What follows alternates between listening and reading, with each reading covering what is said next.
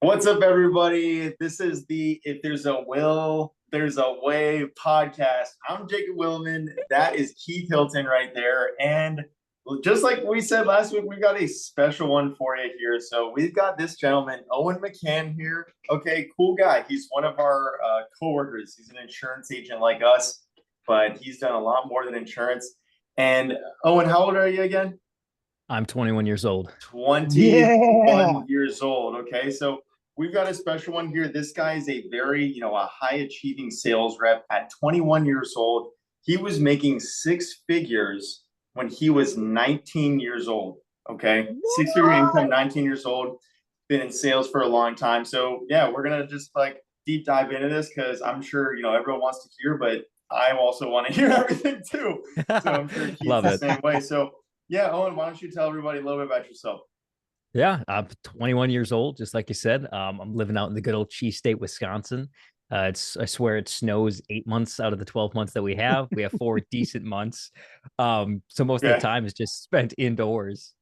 But yeah, a little bit about myself. I started and I kind of got into the sales and selling world early on, about 17. From there, it 17. was yeah, like I just wanted to make money. Right out of high school, I graduated early. I was like, I don't want to end up in the 9 to 5, like the rat race that you hear online. So went out there, tried blue collar, tried a little bit of the white collar. Eventually, I just kind of stumbled into sales, and from here, the rest is history. There you Let's have it, go. guys. Yeah, there you have it. So, yeah, that's Owen. So, Keith, take it away, man. Yeah, and and yeah, obviously, man, I love you. I love working with you. I'm Oh, pumped to too have you on kind. the pod. And you just to start off, just my take on Owen quick, man. From the first Zoom group, whatever you want to call it, I saw this kid with his nice professional background, and I'm just like, this dude impresses me. And every single day since then, and it's been months now.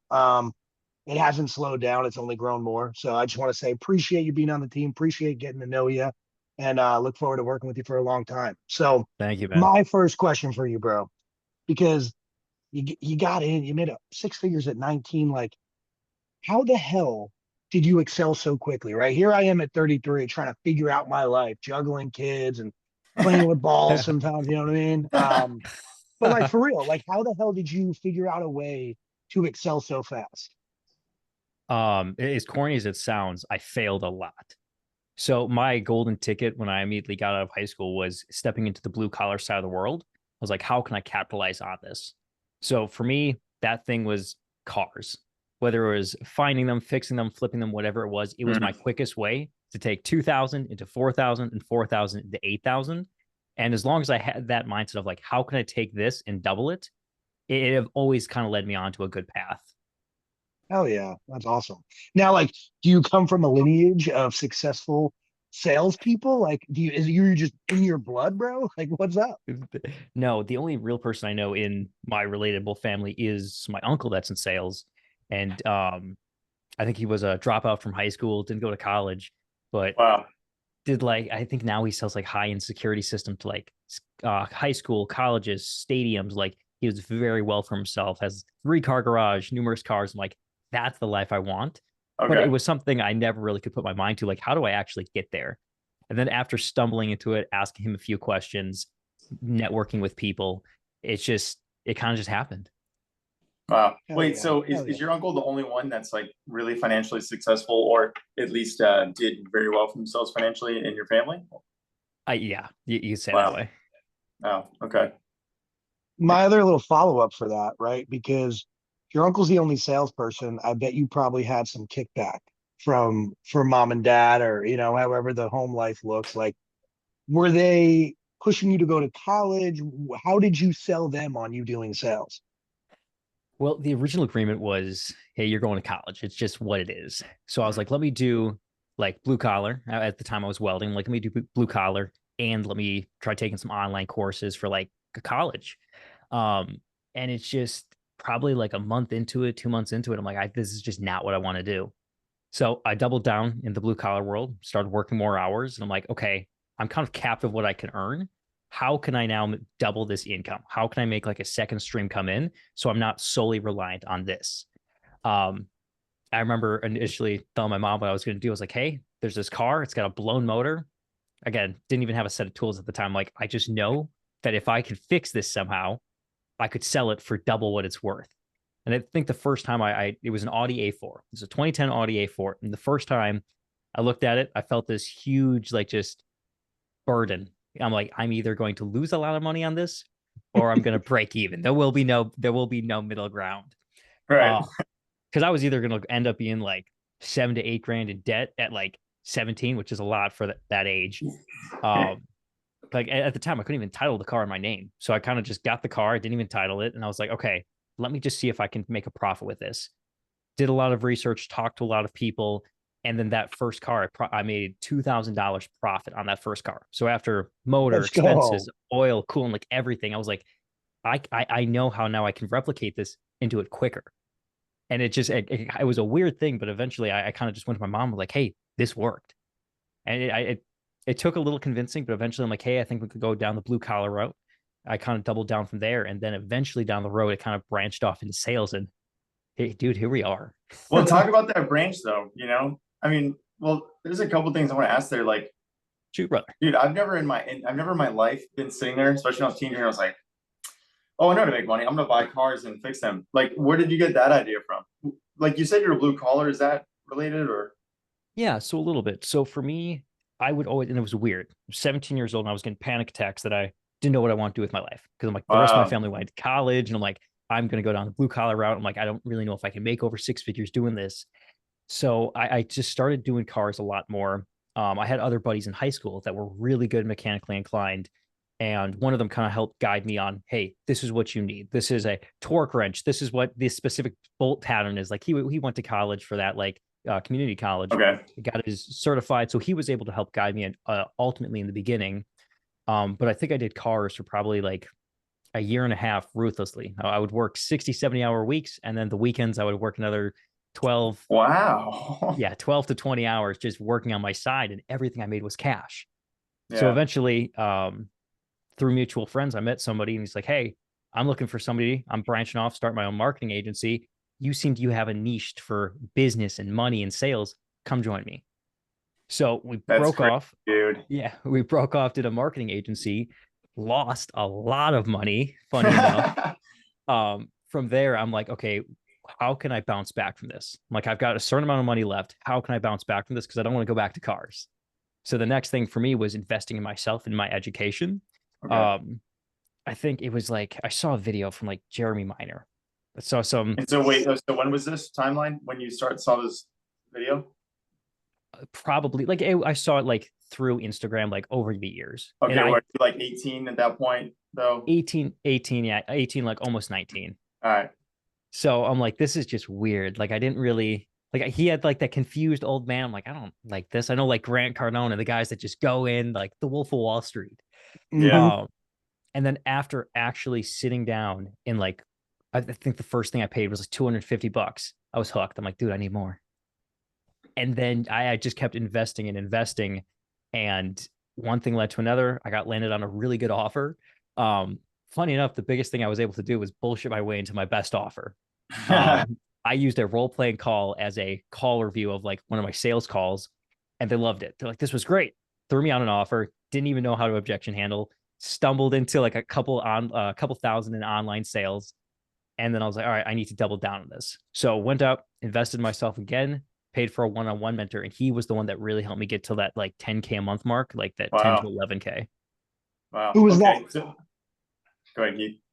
I was saying, who was that? Who was that mentor that helped you do that? That mentor for me was Christian Polk. It's amazing at what he does. Just using identity and sales, it's just night and day difference. Christian That's Paul. awesome. See who that is. So what was this first offer? What was it? The first offer was a real estate offer. Some people may Oh, not, some people do, some people don't. But if you say Andrew Tate, everyone knows who he is. If I say yeah. Justin Waller, some people it's hit or miss. But my first offer, I was selling for Justin Waller. You know him, Keith? Because Keith did real estate. I've heard the name. I've heard the name. I don't know. Like I wouldn't know his face, but I bet you if I saw him, it would probably ring the bell. Okay. So All what right. were you doing? What were you doing for him as far as like the real estate calls? How did that work? So it's in the industry. It's just like a biz op. Like you're coming in, you're learning to make more money. One of the things I loved is his audience is blue collar. So for somebody that was a blue collar guy, it was very easy to relate to them. And then once I learned the identity through Christian Polk, like towards the end when they're like, oh, I gotta talk to my wife, or I gotta think about it, or just too much money, I could always anchor back to like, who's the person you want to become? And then what actions do they start making and what do they do to get to that decision? And it was just such an easy way to just eventually just start taking more calls and make more money at the end of the day. Yeah. Let's go. That's cool. Yeah, there was a time where the identity selling got to me, and I just really didn't understand that, how being congruent with identity made any sense, or I was like, it just didn't click in my head. And I was at Committed Coaches last year with Caden, and we were on like a group training call. And in the in our scripts we use, there's the identity frame, right? And Yeah. I literally was like, Kate, why are we saying this? Like, what does this do for us? What is this doing? And he goes, yeah, it's just like morph them into the buyer that you want them to be. And I was like, how? He goes, Jacob, you know what I like about you is that you always ask questions and you always want to just be on top, and just does, a lot of other people they just aren't like that. You know what I'm saying? And I was like, okay, I get it. I was like, freaking smiling here to here. And I was like, oh shit. All right. I completely get identity is selling now. Yeah. And from then on it clicked, dude. But it took me a million years to understand that. It's a powerful way for selling, dude. Yeah. Yeah, absolutely. Yeah. So you had this real estate offer, just like a biz op opportunity. And then you got this coach, and then you're on another offer, or did you start making that like 10K a month on that real estate offer? I started making that 10K on that real estate offer. And then after like the biggest sale I ever sold was a $35,000 package. And then the most I ever did in 1 week was 4,200. So there was be like some weeks where I was like, I'm gonna put all the effort in, make a lot of money. And then there's some weeks where I'm like, I'm gonna work 5 hours. And, like life was good. Dude, we all have those days, bro. Yeah. I just didn't, at the end, I didn't align morally with the offer. It wasn't really getting the results they were promising. So I'm like, all right, I had to get something new. So I kind of left it. Yeah. Wow. Okay. So like, just if we can touch on that for a second, not to expose your offer, but what was like the misaligning with the like the moral misaligning there? What was going on? Yeah. So obviously you hear what course are you selling or whatever? That's what's associated with the high ticket space. Yeah. But I would say that was a course. When they try to reframe it as like, oh, it's a mentorship to get you the guidance you need to invest successful, it was a course. It was a few very poorly put together videos. Audio was terrible.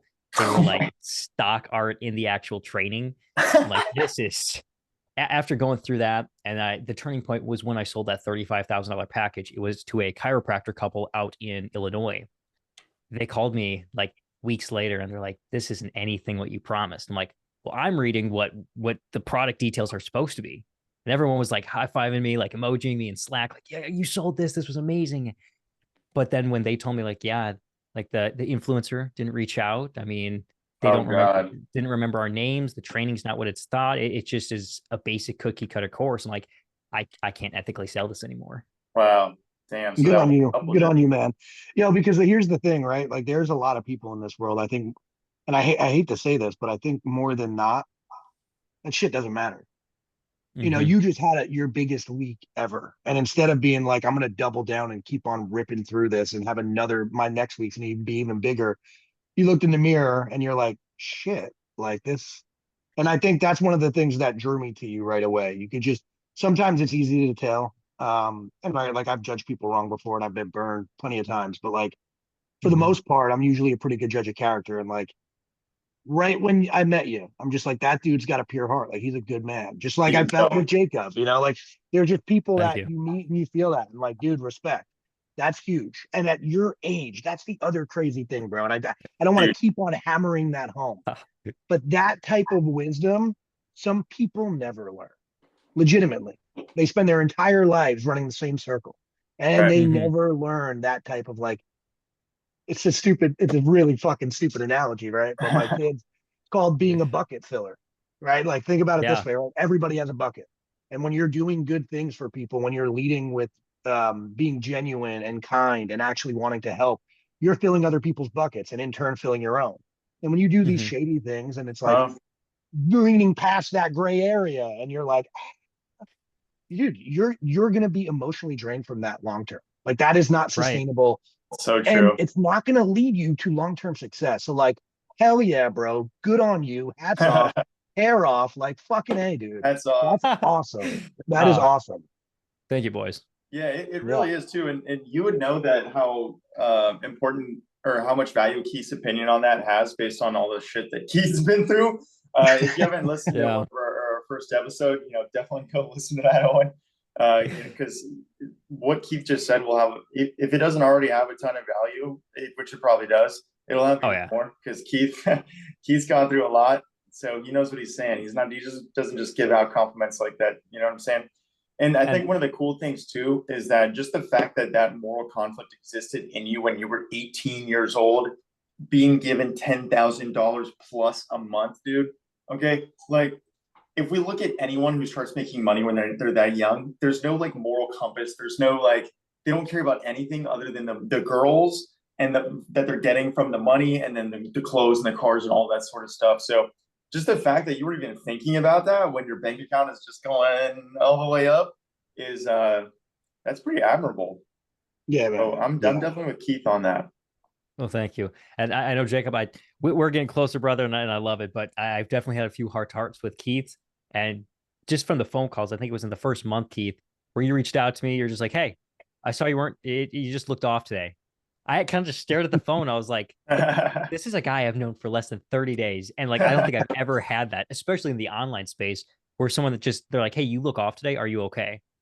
So it's like, Jacob, to piggyback off what you're saying, that again, the compliment means a lot, but just I know Keith's background as well. It's like up here for how much. So Good. Keith, that means a lot. Nah, Good. appreciate it, man. Yeah. And that's what matters, man. We're just people. Yeah. Everybody's got bad days, everybody's got good days, and shit, dude, nobody's okay all the time. If they are, they're fucking lying. Right. You know what I Yeah, mean? absolutely. Yeah. How did you come, right? Because now you found success in high ticket, right? Not that the offer was bad, but the product wasn't great. Things were working out, but then like, all right, I have to make a shift. Fast forward a little bit, right? Because we're not going to be here all night. I'm sure we could be, but um, how did you go from high ticket, right? And now here we are trying to make a career in insurance. Like, what was that second half like? Like, how did it flow? Yeah. Yeah. Because for me, the back half of high ticket, and I'll own it, I got lazy and stupid. I was like, okay, I had this money. I'm just going to spend it. And Finally, then, acting your That's okay, age. bro. Jesus.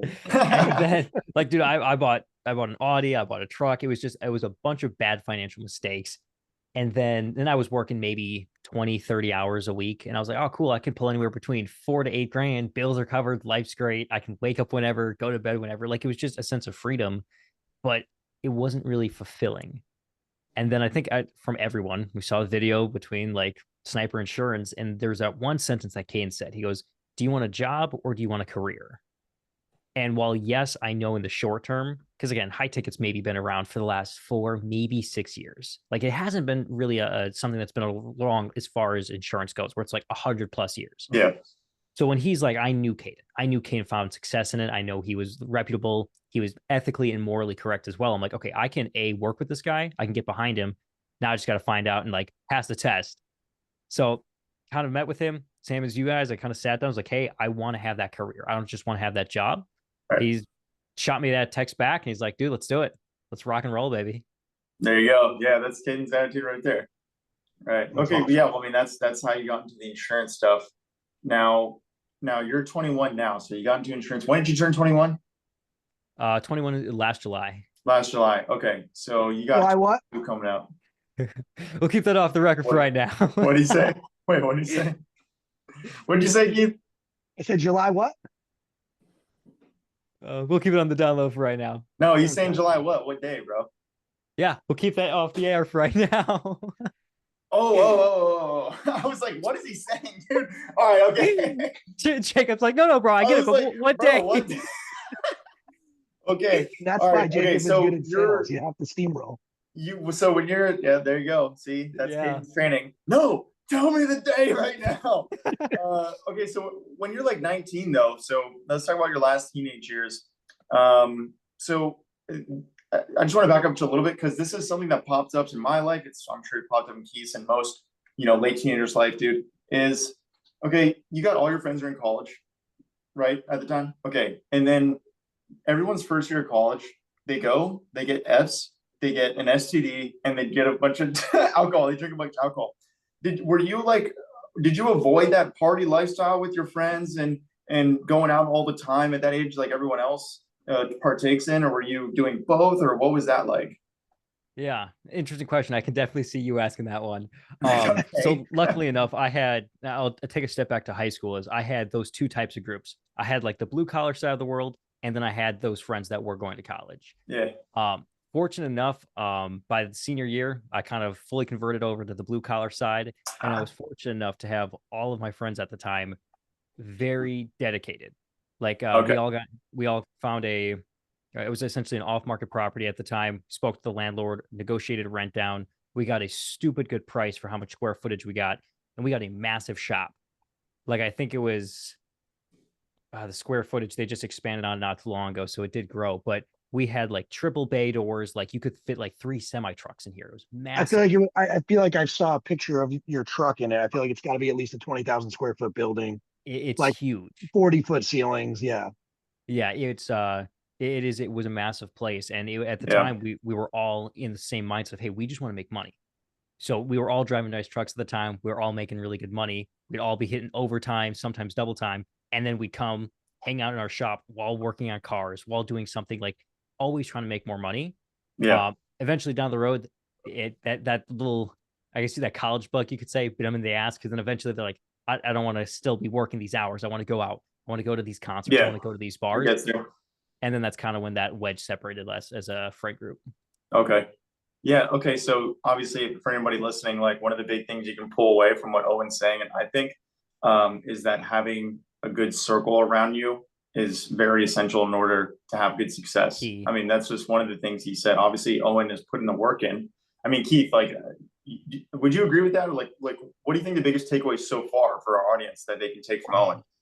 I mean, there's a lot. But with just to piggyback on what you just said, I wish I learned this a long time ago. I think it was Jim Rohn or Jim Ron said this. You're the average of the 5 people you spend the most time with. Yeah. Right. Right. So like I didn't learn that honestly until like probably like 3-4 years ago. Not that I didn't learn it, like I've always felt it. I remember cutting off groups of friends when I wanted to make changes to my life and excel in certain aspects, and realizing I had to do that if I wanted to reach the goals I had. But like that is super important, who you surround yourself with. Key takeaways, man. To be frank, like, bro, you chose the path less traveled, and I'm sure it's had its bumps along the way. But how far ahead you are, just even mentally, forget what your bank account looked like, forget what your living situation looks like, where you are mentally right now at your age. If you just stay 80% pedal to the metal, like you don't even have to be 100 all the time, bro, because you have a lot of natural gifts. And like at the end of the day, like do what you love, because this is the one life we get. And like Owen followed his heart. He could have went the same route, just, and his circle. Think about that. You Yeah. just And he even could have went said to the your other side. circle. And yeah, but your circle was blue collar guys. And more quickly than most people realize, you're like, maybe I can do this in a different way to give me more of the other things. And instead of being afraid to step off that ledge and do it, said, fuck it. What do I have to lose? So it's just like digging deep and following your heart. And as corny as that sounds, like you It's have no. to. Love it. You Yeah. have to. Yeah. Yeah. You definitely have to. Now, because I know we're coming up on time, I definitely go ahead. Oh, dude, Jacob. we have some more time. No, we're good. Do you have another question for him? I think you have one more, right? Yeah. I want to talk about one more thing. Well, do you have anything to say before I ask a question? No? I was Okay. gonna probably ask the same question you were gonna ask, so I didn't want So, to steal your thunder, honey. oh, and Yeah. this might be real quick. Okay, this is a real quick one. Can you walk us through like what is your, just up to your age now? What was your highest like earning month? Like how much did you make your best month ever? Funny enough, If you I want to share think, that, you don't have to if you don't want to. yeah, it's nothing crazy. It's nothing like, oh, it's 20, 30, $50,000. Okay. But for me, it was in high ticket. I think the highest I ever made was like a little shy of 12. It was like 11.7 or whatever. The Wow. most money I made working my job, hitting double time, doing that. And I was able to flip 2 cars in 1 month. Profit, I probably walked away with like 15 grand. Now, Wow. again, Okay. on Yeah. the cars, I didn't have to pay taxes, but obviously on the 9 to 5, double time, triple time, there was taxes, but like Yeah. probably in most in 1 month. The scary thing was I remember depositing the cash in my account and just like looking at it. And then as I deposited the money in the account, the bank, there was I think she was 22 or 23 at the time. And she's like, if you don't mind me asking, what do you do? Because I see how much you're Wow. depositing. I can see what you're depositing. Like, what do you do for work? And I was like, oh, I just a handyman. I do things here and there. And that was that time where I'm like, I probably shouldn't just be depositing like just racks of this into my account. I'm like, because I wasn't, I mean, back then I definitely report taxes now, but like back then on cars, Paid all my back taxes for that. Don't worry. yeah, don't worry. Gonna It was like all that from the good. record. Okay, comment Owen's taxes if you want a record of his taxes. Go ahead, just comment. Okay. All right. So I have one more question. Yeah. What are your future goals in sales? Where do you want to be in the long term? Like 5-year, 10-year, even 1 year? Just like what are some of the goals that you have? I'm sure you have them. I'd love to Yeah. hear it. Funny enough, a long time ago, and it's still one of my good friends now. He just launched his online offer. Hopefully, I'll be maybe selling for him here shortly. But he asked me a similar question. He was my mentor for a long time. And he goes, what are your short-term goals? What are your long-term goals? And like being 18, 19, like, dude, I just $1 million. That'd be awesome. But then he goes, like, actually plan it out. And I loved Caden because Caden did that too. Like, actually plan it out. Yeah, What he do you did. want your life to look like? For me, and as crazy as it sounds, it's $80,000 a month is where I want to be end goal. And I want to have at least like a $10 million liquid in my bank account. Like with whatever I will have in stocks or real estate, like Damn. I want an active income of $80,000. It pisses the By hell out. when? For me, if I can have that by 35, like if I can be Hell yeah. retire, and I say retire because I don't want to be like sitting on a beach somewhere, but I'm like being able to be the investor, being able to get into multiple projects, being able to give back and see somebody coming out that's lost, that's confused, and being like, hey, I was in the same spot you were. This is an option for you. And if you learn sales, you learn how to speak to people, you learn how to persuade people, you eliminate that social anxiety in public. You can make friends easier just because you know how to carry yourself and hold a conversation. I love that, man. Yeah, And you know what's that's so a cool? crazy ambitious goal right there. That's But crazy. you know what's cool, Jacob? You know what's really cool? It's not Yeah. that crazy. And it's not Not for overly him. ambitious. No. It's not overly ambitious because here's the thing. Here's what I was, and the reason I threw that at you. But when? Because if you would have said a year, bro, your credibility's gone. My man, you said 35. And you know what, bro? With where you're at right now and where I know you'll be in 5 years, I think you'll probably do it by 30. That's Yeah. my honest take. And I love that for you, bro. And like, I am happy to say I met Owen McCann at this stage of your life because it's going to be cool to say I know you when you're where you're going to be. Thank you, bro. Fuck Yeah, yeah. he's right. No, he's right, dude. Yeah. I mean, at the rate you're going, dude, it's the sky's the limit, man. And insurance is the way to do it.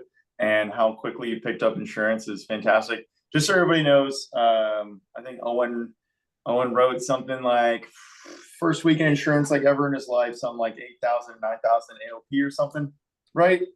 Yeah, something like that. Something like that. He popped off immediately. It's like this guy's crazy. So okay, I got one last thing I want to touch on, Owen, before we go here. We have a little bit of time, so okay.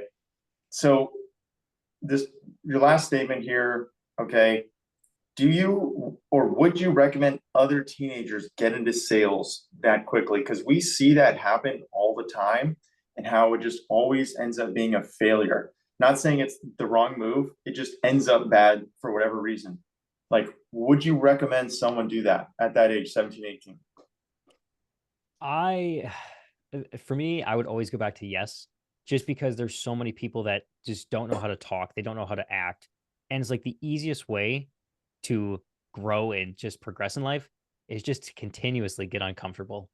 And I'm like, we've all had the conversations where we're like, with there's certain points, even when we're selling insurance right now, where we're like, this is just uncomfortable and I don't want to do it. But when we do it, we look a week later. It's like someone we know sold a 3-year-old age lead, like something like that, where it's like, this is just uncomfortable and I That don't was like Keith, it. by the way. That was Keith, by the way. It was freaking Keith. And then you see it, and then the momentum that you can feed off of that and just compound and grow, it's contagious. So I Yeah. would say yes, I would Okay. encourage people to get in sales at a young age. Okay. Right. You heard it here first, guys. Okay. Anybody that is listening, if you're a teenager, if you happen upon this, Owen recommends it, and it could end up very well. It could end up really well. Just get a good circle around you, apply the effort, get creative, have the right person leading you, have the right mentorship, and that's just going to be a big thing, is what it sounds like. So, And be humble. And be humble. Yeah. Dude, you're supposed to suck. I suck. I'm 33. I suck. Yeah. You're supposed to suck. Yeah. When you do something new, when you try something that's different, fall on your face. As Caden says, you got to get kicked in the balls to have balls of steel. You know what I mean? Yeah, like man. you got to fall down to get back up.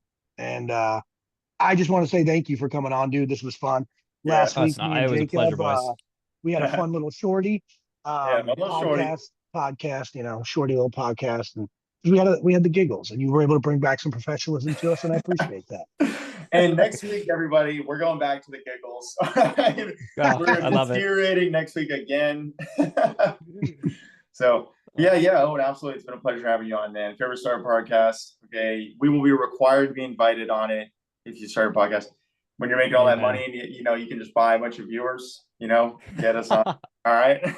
I got you, boys. I got you. All right. Well, everybody, great podcast. Once again, that was Owen McCann, 21 years old, 6-figure earner by 18. It sounds like not just as a teenager, 18 years old, not 19. Just crazy.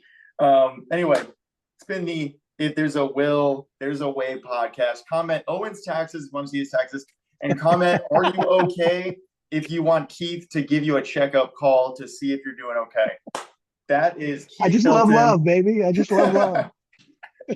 That is Keith Hilton. I'm Jacob Willman. Good night, everybody.